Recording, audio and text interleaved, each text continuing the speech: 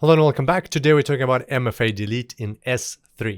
So let's say you have an ordinary bucket and you have users with appropriate permissions who can make changes in these buckets. Well, they can permanently delete objects in this bucket, and that might not be the best thing for highly regulated environments or buckets with very important objects for your business.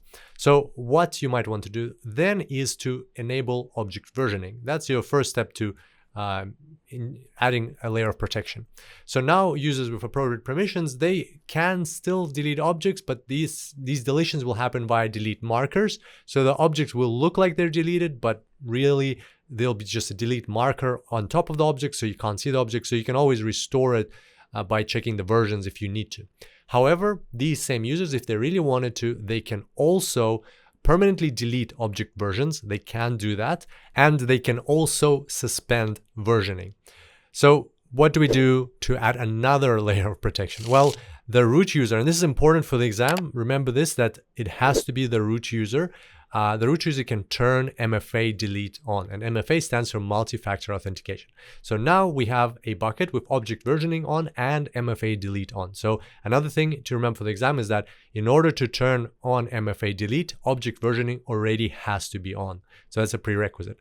Now we have a bucket with these settings, and now a user will be required to use the MFA device. And a quick refresher on that, it could be a digital MFA app such as Microsoft Authenticator. It could be a hardware token, it could be a hardware key.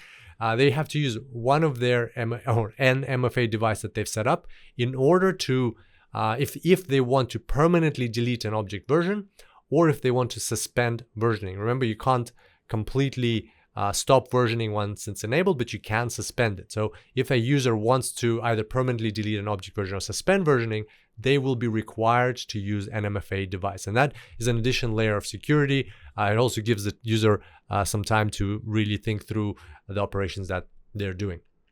So there we go. That's how MFA Delete works. Just remember that MFA Delete can only be turned on and off by the root user, and this can only happen once object versioning is already on. So here's a quick summary of what we discussed. I look forward to seeing you back here next time. And until then, enjoy the cloud.